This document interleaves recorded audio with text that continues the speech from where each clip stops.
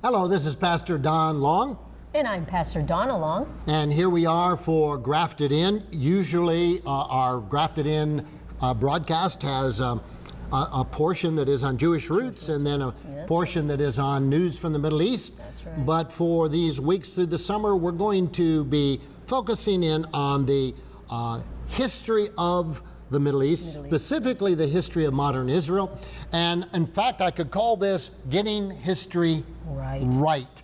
If you've learned your history in the last, 20 years in modern American school about any place, I'm not sure that it's accurate history, but we're going to talk about the state of Israel so that you can have some understanding about the issues that are involved in the Middle East, why it's important, and in fact, who's right.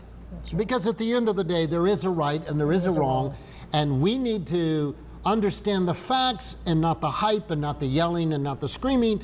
And certainly on our college campuses, it's very difficult to have a clear presentation because people don't want to hear it. So let me share an interesting fact with you. Do you know this fact, Donna, about Jerusalem? Jerusalem is mentioned over 500 times in the Bible. 500 times in the Bible. So how many times is it mentioned in the Quran? 0. Nada.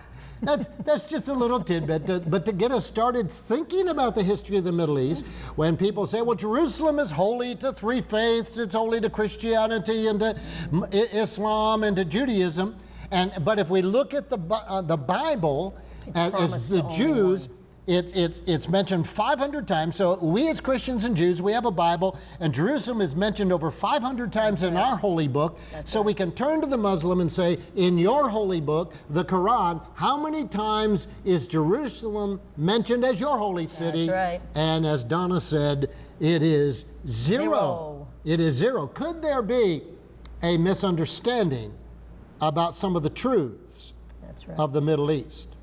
So to begin with, we need to understand what I call the land grant to Israel. And it basically says this: all other nations of the world were created by an act of men, but Israel was created by an act of God. That's right. The United States, for example, on July 4th, we declared our independence. We created a nation. As men, we created a nation. And so through all the nations of the world. But Israel, historically, was created by an act of God. The royal land grant that was given to Abraham and his seed is an everlasting and an unconditional covenant. That's right. Donna, why don't you read for us Genesis chapter 13 then? Genesis 13, verses 14 and 15 say, the Lord said to Abram, lift up your eyes from where you are and look north and south, east and west. All the land that you see, I will give to you and your offspring forever. So that it's a forever grant. That's right. It's a record of God saying, Abraham, look as far as you can see, north, south, east, west. All the land that you see, I'm going to give you. That's right. And it's going to be your land and your offspring's land forever. Doesn't make any difference if somebody comes and occupies it. Doesn't make any difference if the Romans come and kick you out. It's your land. And I gave it to you forever. I say to people, if you got a problem with that, take it up with God. That's right. Don't take it up with the United Nations. Genesis 13, Donna, where did that take place? That took place up on Alone Moray. We were just there. If you had come with us, you would have seen. You would have looked out across the same land that Abram looked across. We stood there up on Alone Moray, and we actually looked out across that land ourselves. So we could see the path that he would have come as he came from the Mesopotamian River Valley, and he came across the Jordan River, and came up through that valley we were looking at, and there we stood up at the tree on the top of the mountain there, and from Alone Moray you could see north, south, east, and west, and that was the place where God said, that's right, I give you this land. That's right. There's no record anywhere that God said to Muhammad, I give you land. No, there isn't. Not even in the Quran. Not in the Quran, and that's what they should be going by. They don't even have a record that Allah said, I give you the land. They don't. There's no record that Buddha gave the land. There's no record anywhere. But in the Holy Scriptures of the Jews and Christians, we have God going on record saying, of all the lands in the world, Abraham, I give you this land to you and your descendants forever. In Genesis 15, he further expands that. Why don't you read that for us? He says, on that day, the Lord made a covenant with Abram and said, to your descendants, I give this land from the river of Egypt to the great river, the Euphrates. Wow, and we're going to look at These that. are specific places. Absolutely. Not And in abstract fact, at you'll all. see a map in a few minutes, but the land that he says goes from the river of Egypt, that would be the Nile River. That's right. All the way up to the great river, the Euphrates, which is up in Iraq. So the land that God intended, and we'll talk about, was a big land. And finally, Genesis 17:8, read that one It for says, us. the whole land of Canaan, where you are now, an alien, I will give as an everlasting possession to you and your descendants after you. It's an everlasting possession. That's right, forever. If there is a God in heaven, That's right. and if that God there has is. chosen to reveal his will and plan for planet Earth, it's very clear that one of his plans is that out of all of planet Earth, That's right. he has a people and he has a place, That's right. and he gave that place to that people. That's right. And in fact, later the prophets will say, woe to the nations that divide my land. That's right. Woe to the nations. That would include the United States. would include the If we're United States. party to anything that would attempt to divide the land of Israel, That's right. and we have abundant record that when you come against Israel and divide her land, bad things happen to your That's own right, nation. 'cause We'll you're talk coming about that against later. God himself. And so I want to show you up on the screen a map. You'll look at it right now, and it's Israel during the reigns of King David and King Solomon.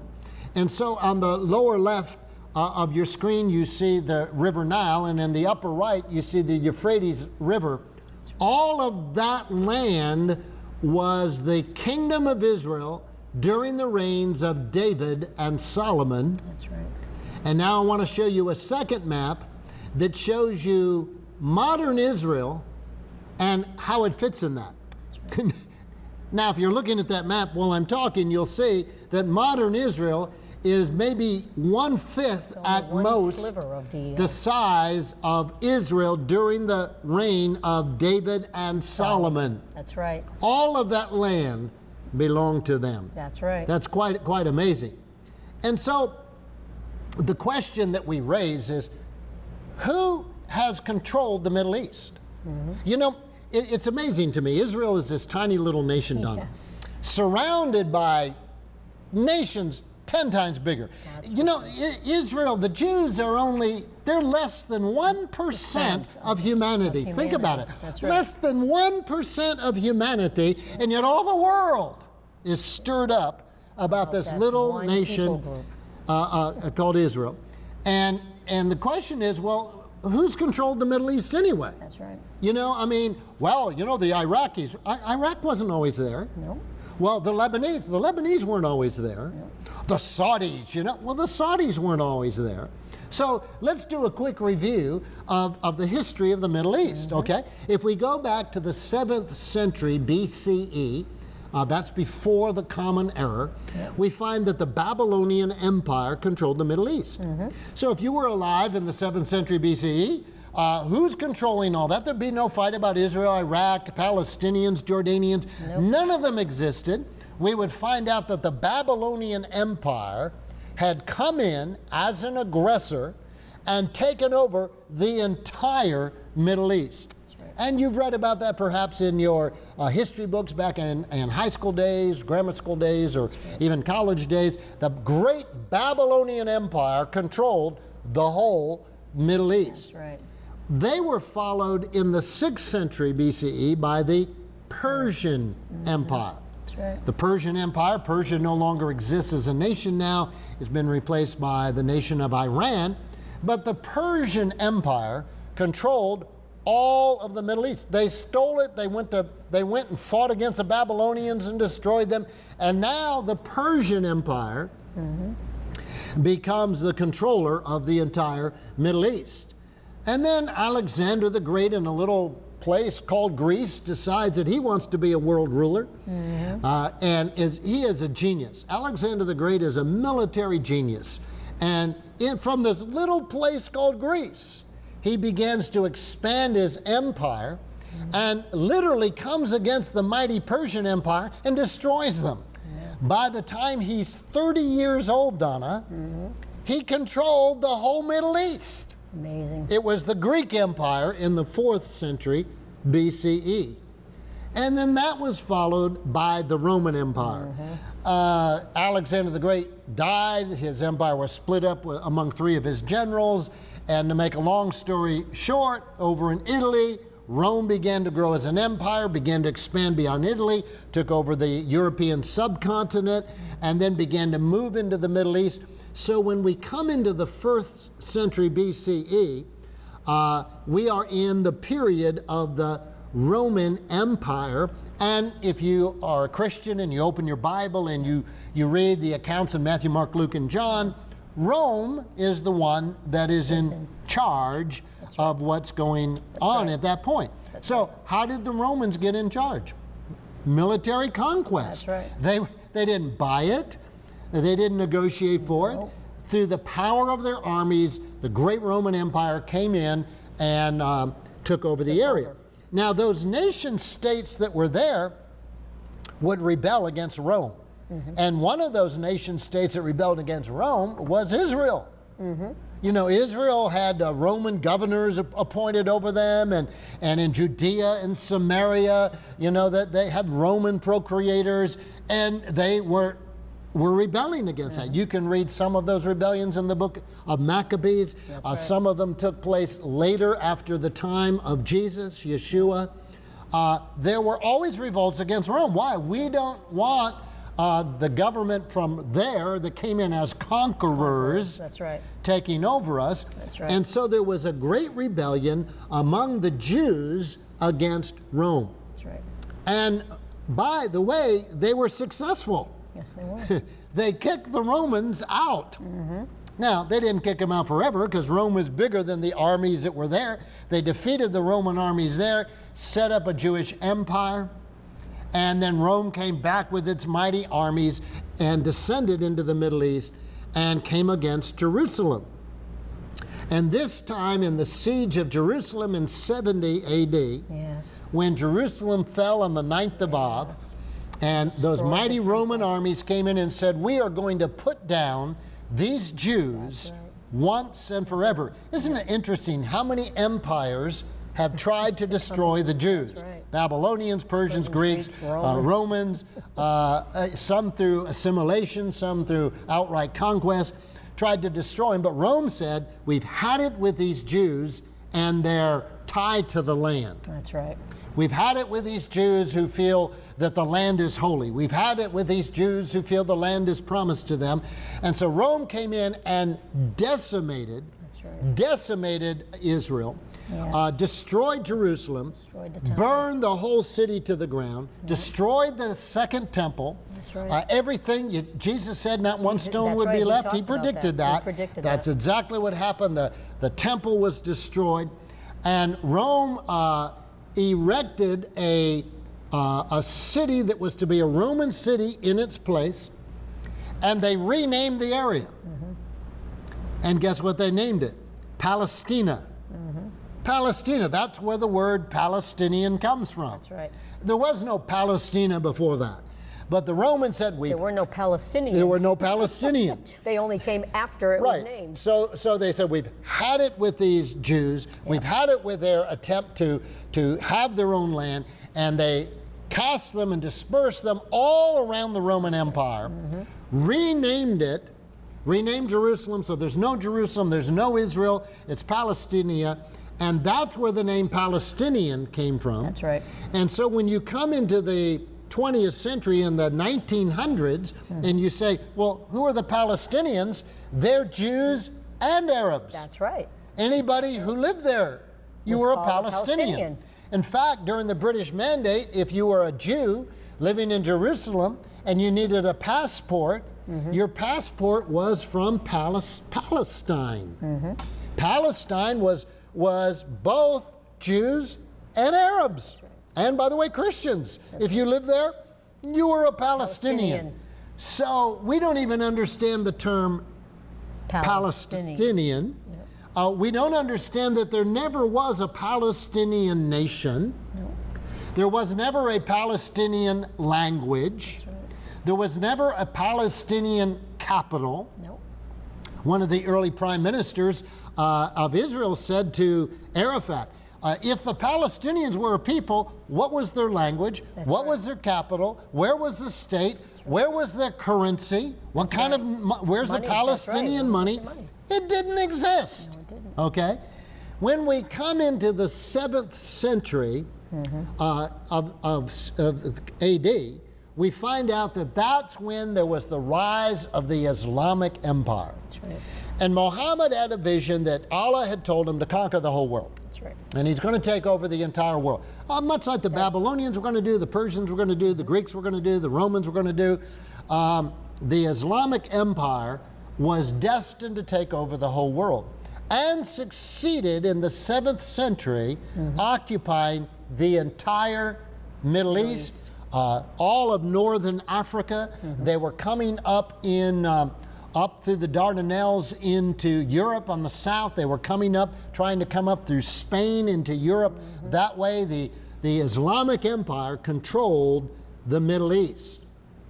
And then we had the Crusaders in the 11th and 12th century, who said, we've got to get the Holy Land back. And so the Crusaders came and they fought against the Arabs and the Muslims. And in the 11th and 12th century, if you said, who controls the Middle East? Well, depends what century you're talking about. That's right. If you're in the 11th and 12th century, it would have been the Crusaders. That's right. And then we had the resurgence of the Arab Empire in the 14th century, followed by the great and mighty Ottoman Empire. The Ottoman Empire came in and took over the Middle East in the 16th century. And the Ottoman Empire, based out of Turkey, okay, so it's based out of Turkey, controlled the whole Middle East for 400 years. It's a long time. That's a long time. It's a long time. The Ottoman Empire controlled the whole Middle East. When they controlled the Middle East for 400 years, right up into after World War I, the Ottoman Empire controlled over that. There was no Saudi Arabia. There was no Iran, there was no Iraq, there was no Syria, there was no Lebanon, there was no Israel, there was no Jordan. That's right. There were no nation states in the Middle East.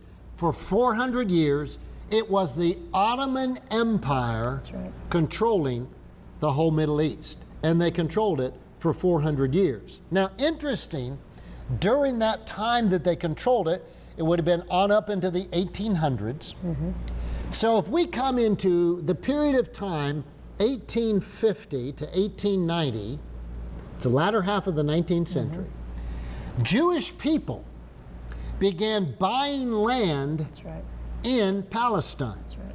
Now, why on earth would there be this resurgence of Jews buying land in the Ottoman Empire, but specifically in what is modern-day Israel? Because of what you read earlier, Donna. That's right. Because it's God said, it's their land. He it's gave your it to land them. for how long? There's an eternal covenant forever. It's eternal. The Jews, Like you said, doesn't matter that the Babylonians, the Persians, the Greeks, the Romans, the Islamic, the Crusaders, the Arabs, the Ottoman, doesn't matter, they all came in and took over the land.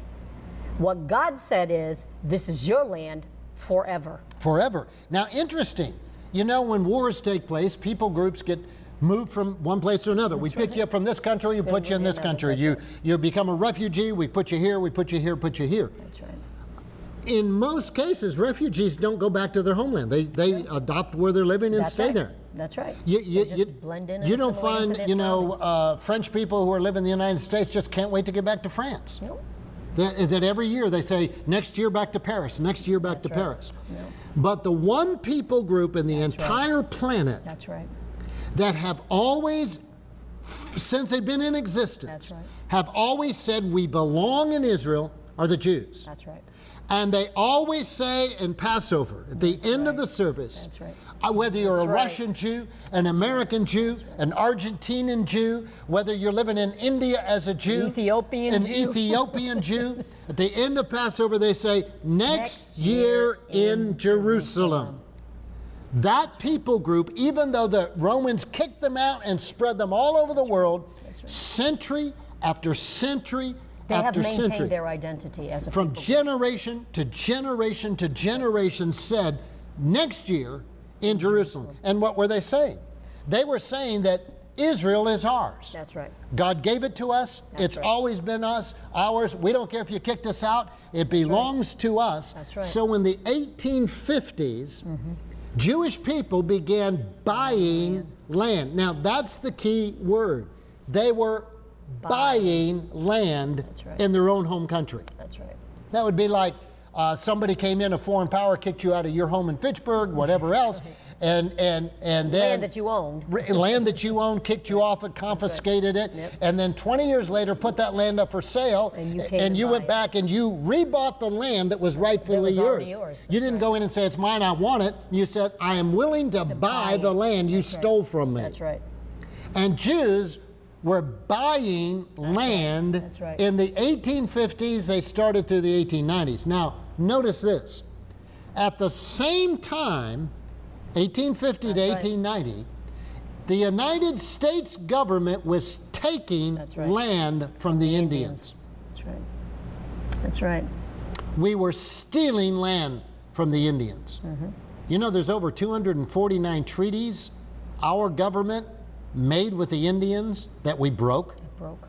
The white man's word doesn't count in those times. That's right. We were stealing land. We went down in Georgia, kicked the Cherokee Indians out, took their land so white people could settle it, forced the Cherokees to move out to Oklahoma. All through the tribal lands, we were taking land at the same time that Jews were buying land. You know, nothing gets me more irritated than when people say, oh, the Jews took land from the Arabs. No, they did not. That is a bald-faced lie. That's right. What you should say is the white Americans were taking land from the Indians, but at the same time, Jews were buying the land in the Ottoman Empire. Well, that's a history they don't teach in school, but that is a history. true. So when you look at the land that right now where there's so-called settlements, where there's communities that are disputed, excuse me, the Jews did not take the land No, they did from not. anybody. We just got back from there. We were up on those mountaintops Yes, we where were. nobody was living there. Nobody. Empty, barren hilltops. That's right. That the Jews would buy the land and build a farm, build a community. community, That's right. build things there. And now the world says they're occupiers. How can you be an occupier of land you bought? That's right. You can't be. It is an absolute propaganda lie going on in our media, in our college campuses, going around from people who don't have eyes to just get on the internet and find out the land that the Jews have, they bought. They bought it. My goodness, we can keep going on that stuff. Well, at the end of World War I, Turkey lined up with the wrong powers. Turkey got on the line, lined up with Germany, came against the British, the French, and the Americans. And at the end of World War I, what happens when you have a world war and the winners win, the others say, okay, we concede, we sign a treaty. What happens? Most of those treaties, you lose everything you had. That's right. You know, Germany at the end of World War I, Japan at the end of World War II. You sign what's called an unconditional treaty. We started the war, we went against you, we lost the war, we have no rights. That's right. Okay? And usually, historically, what happened in the 20th century is then the land is divided among the winners. Around the winners. That's right. Excuse me, you came, you attacked us, you lost, and so now your so-called territories, you know, you still have your motherland, but your territories aren't yours anymore. You got those territories earlier in your history through war, and now you've lost them through war, and we are going to decide what to do. That's right. So after World War I, and the League of Nations got together, and it actually started at a conference called San Remo. Look it up, Google it, San Remo. That after World War I, the Allies divided up the Middle East, because we're talking about who's controlled the Middle East. Now remember, 400 years. That's right. That's longer than this nation's been in existence. That's right. 400 years, the Ottoman Empire right. controlled all of the Middle East. They did not develop the land. They did not develop nation states. They did not develop the people groups. They controlled the entire Middle East. At the end of World War I, they've lost the Middle East. That's right. And the Allies divide the Middle East into what's called mandates, French and British mandates. And what they decided to do was to carve up the Middle East, and the mandate said this: the French people, you're going to have control of this area of the Middle East, and you're going to teach them how to become nations. That's right. We can't just create a nation. They don't know how to be a nation. That's right. So we're going to take the nation of France. We're going to give you this section of land, and you create nation states there, and you develop them, and then when they're ready, you can develop nation states. And so the French were given the land that is now Syria, Lebanon, and Iraq were given to the French. It was a French mandate. There was no Syria, there was no Lebanon, there was no Iraq. That's right. Okay?